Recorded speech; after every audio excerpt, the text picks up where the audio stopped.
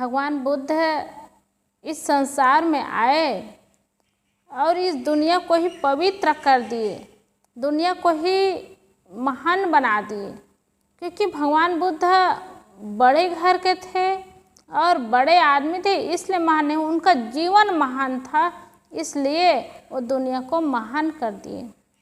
भगवान बुद्ध का जन्म वैशाख पूर्णिमा में हुआ और बैराग भी पूर्णिमा में ही हुआ और शरीर शांत भी पूर्णिमा में ही हुआ।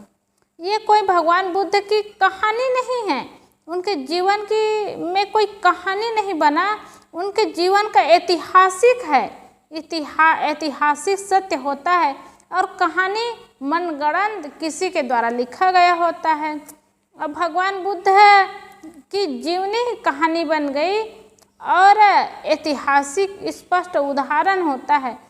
2700 साल पहले भगवान बुद्ध इस धराधाम में आए और अपना जीवन जी करके इस दुनिया को पवित्र किए, अपने जीवन को पवित्र बनाए। भगवान बुद्ध इस संसार में लगभग 80 साल तक रहे। 29 साल तक तो उनका एक पारिवारिक जीवन हुआ, 29 साल के बाद उनको वैराग्य हुआ और 45 साल तक वो समाज की सेवा किए और 7 साल तक अपनी त्याग तपस्या में रहे और फिर 80 साल के बाद इस संसार से भगवान बुद्ध विदा हुए। आज भगवान 2700 साल हो गया है और भगवान को याद करते हैं तो ऐसा लगता है इस दुनिया में भगवान बुद्ध कहीं हैं और लोगों को उपदेश दे रहे हैं, शिक्षा दे रहे हैं, ज्ञान दे रहे हैं। उनका अद्भुत जीवन रहा, अद्भुत वाणी रही और वो दुनिया के लिए अजर अमर हो गया। भगवान बुद्ध का जब जन्म नहीं हुआ था तो उनके पिता सुद्धोधन और माता महामाया के अंदर एक चाहना थी कि हमारे यहाँ एक बच्चा हो, एक बच्चा, क्योंकि वो राजा थे, राजा सुद्धोधन, और राजा के यहाँ कोई बच्चे ना हो तो चिंता की तो बात होगी ही। इसलिए महामाया के बहन प्रजापति को भी राजा सुद्धोधन रख लिए थे एक बच्चे हो इस कारण। और वर्षों के बाद में महामाया के पास वही जब एक बच्चा आया तो सबको प्रसन्नता हुई, खुशी हुई कि महामाया को बच्चा आया है और वो बच्चा पूर्णिमा को आया। उस समय उनकी जो बहन थी और देवरानी के रूप में रही, वो उनका ही एक बच्चा था देवदत्त, और देवदत्त और उनकी माँ दोनों इतने ईर्ष्यालु थे कि राजा सुद्धोधन को राज्य सुद्धोधन के लिए यही चाहना थी कि वो छोटे बच्चे का जन्म ही ना हो और वो राजा ही ना बने और किसी भी तरह से मर जाए, शरीर छूट जाए, ये उनकी चाहना थी। और वो ईर्ष्या में जलते रहे। लेकिन भगवान बुद्ध एक बचपना भी उनका बहुत अच्छा बीता, जवानी भी अच्छी बीती और महात्मा बने, उनका भी जीवन बहुत अच्छे ढंग से बीता। जब भगवान बुद्ध का जब जन्म हुआ तो उनका नाम सिद्धार्थ पड़ा और सिद्धार्थ पड़ा। उसके बाद जन्म के बाद 7 दिन में उनकी माता का शरीर छूट गया तो सुद्धोधन को बहुत दुख हुआ, क्योंकि अपनी पत्नी महामाया से बहुत प्रेम था और बच्चा के जन्म के बाद में शरीर छूटा तो बहुत दुख था। इसलिए बच्चा से उनको प्रेम नहीं था, वो देखना नहीं चाहते थे, रखना नहीं चाहते थे बच्चे को। लेकिन अब उनके राजपुरोहित आए असित मुनि जी और बच्चे को देखे तो बच्चे को देख करके उनका हृदय एकदम विनम्र हो गया और विनम्र हो करके वे छोटे से बच्चे रहे, वो बच्चे के सामने में ही 7 बार घूमे। तो सुद्धोधन ने कहा, राजा सुद्धोधन ने आप क्या कर रहे हैं? तो बताए कि बहुत बड़े महात्मा बनेंगे। तो सुद्धोधन ने कहा मैं महात्मा नहीं बनाना चाहता। तो उन्होंने कहा महात्मा नहीं बनेंगे तो बहुत बड़े राजा बनेंगे, लेकिन इनका लक्ष्य तो बता रहा है कि बहुत बड़े महात्मा होंगे। और असित मुनि की सारी बातें सही होती थी और राजपुरोहित थे और इसलिए मानते थे। अब उनकी बात को कैसे काट सके। तो उसी समय से राजा शुद्धोधन जो देखना नहीं चाहते थे, नफरत था उनको कि मेरी पत्नी चली गई और बच्चे के आते ही करके, उसी समय से बच्चे को देखना शुरू किए, नज़दीक रखना शुरू किए। और उनके मन में ये हुआ कि मैं ये राजकुमार को मैं राजा बनाऊंगा और अच्छा राजा बनाऊंगा, यहाँ अच्छा राज चले और अच्छा काम हो, और मैं साधु बनाना ही नहीं चाहता। वो निश्चय कर लिया। और असित मुनि की बातें उनके मन में लग गई, ये तो बहुत बड़े महात्मा बनेंगे। यही उनके मन में कौंध गया कि मैं महात्मा बनाऊंगा ही नहीं और मैं जो करूंगा वही होगा करके असित मुनि तो चले गए, लेकिन उनकी बातें राजा शुद्धोधन के मन में रह गया।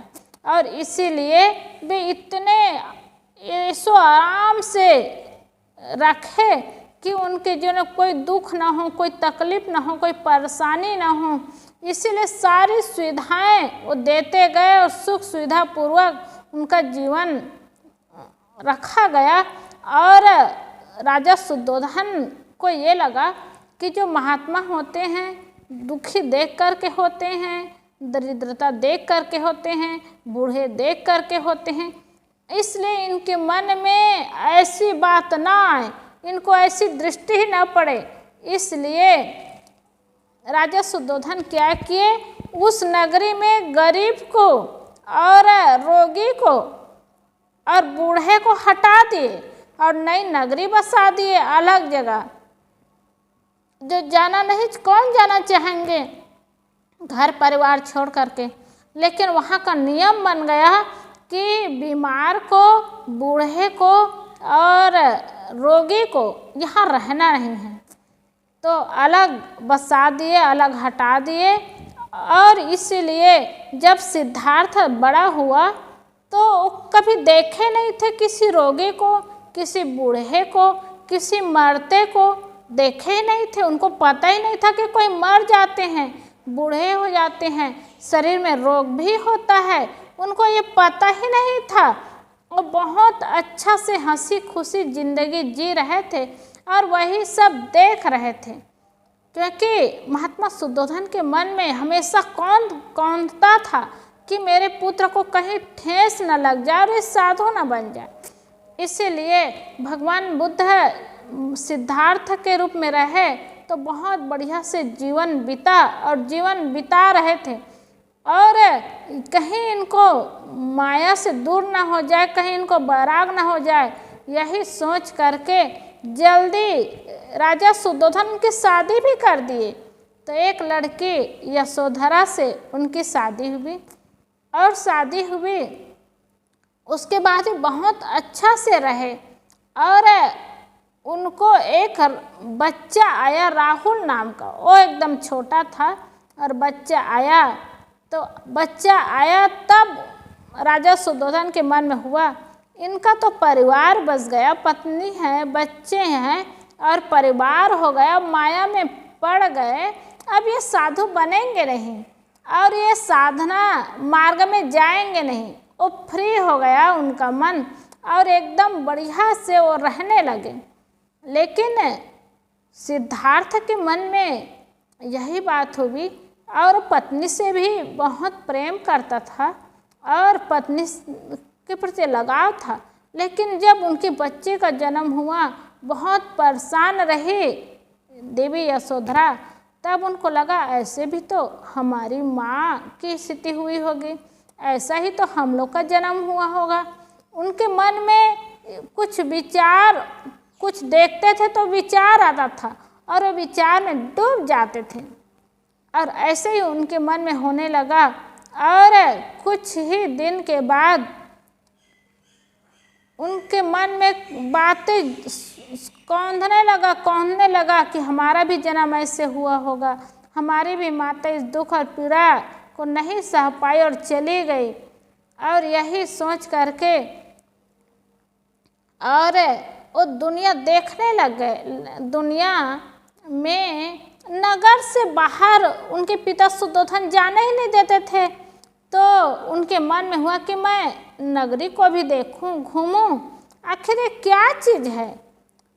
तो अब पिता के मन में तो था ही कि अब ये तो साधु बनेगा नहीं, परिवार इनका बस गया, तो एक बार घूमने दो।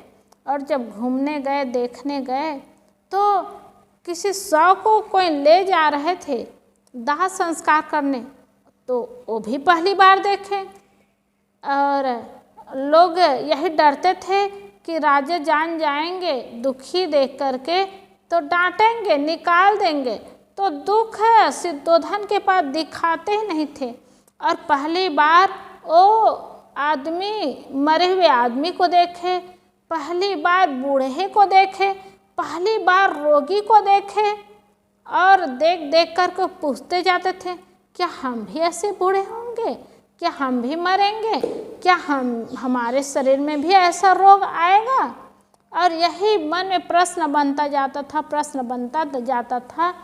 और जब उत्तर मिलता था तो उनको ज्ञान होता था कि दुनिया में सब के साथ ऐसी घटना घटती है और सब के साथ ऐसा होता है, हम लोग को भी ऐसा होना पड़ेगा। फिर उनके मन में हुआ कि ये दुख को मैं दूर करूं और जीवन सुंदर और सुखमय बने। और दुख का कारण क्या है और दुख के कारण को हम कैसे हटा सकते हैं, ये उनके अंदर प्रश्न बन गया। और उसी की खोज शुरू हो गई। और उसी लिए वो यशोधरा के पास भी आ करके वो एकदम सुख से जीवन व्यतीत नहीं करते थे, माया में नहीं भूलते थे, बल्कि उनके अंदर प्रश्न होता था, सोच होता था। और वे भीतर अलग जीवन उनका बनता गया। तो यशोधरा को भी लगा कि अब ये माया के सुख से इनको मैं प्रभावित नहीं कर पा रही हूँ। और सुद्धोधन भीतर एकदम पीड़ित रहते थे। और उसी में महात्मा को भी देखे थे, महात्मा के पास कुछ भी नहीं।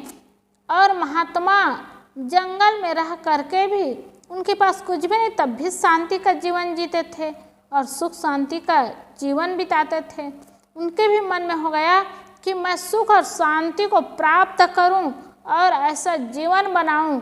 और इसीलिए वो यशोधरा से छुट्टी मांग करके कि मैं जीवन को सुंदर बना करके दुख का कारण क्या है और दुख को कैसे हटा सकते हैं, इसका निवारण कैसे होगा, ये उत्तर मिलते ही मैं वापस आ जाऊंगा। और जब तक ये उत्तर ना मिले मैं यहाँ चैन से नहीं रह पाऊंगा।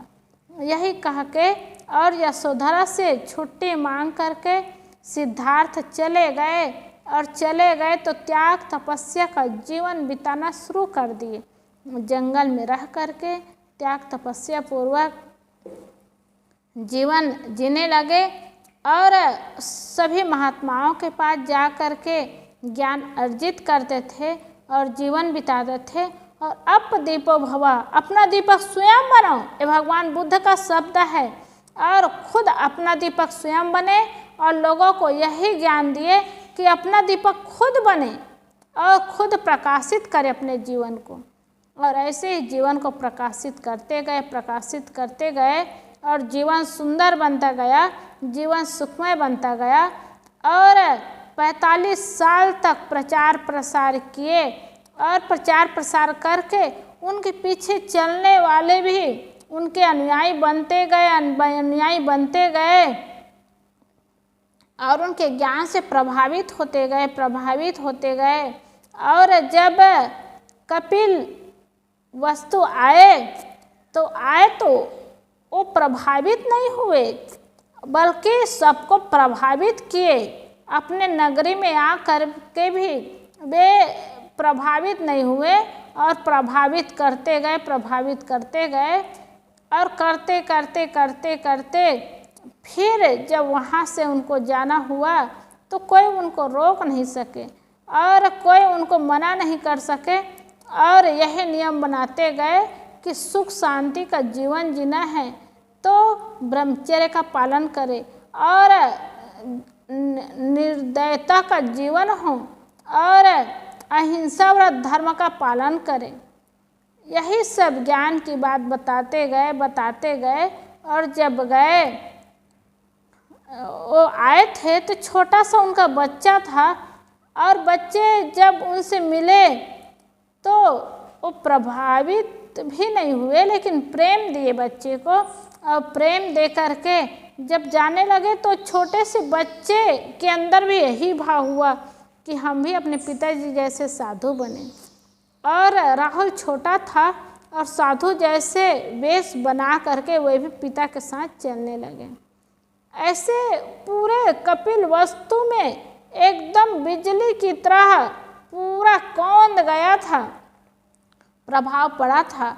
और जब भगवान बुद्ध वहाँ से गए और जाने के बाद बहुत सुंदर ढंग से जीवन जिए, जीवन बिताए और प्रकाश स्तंभ बन करके लोगों को प्रकाश देते रहे, लोगों को सहारा देते रहे, ज्ञान देते रहे, और लोग उनसे प्रभावित होकर के ज्ञान प्राप्त करके सहारा ले करके अच्छा जीवन जीते थे और अच्छा दिन काटते थे।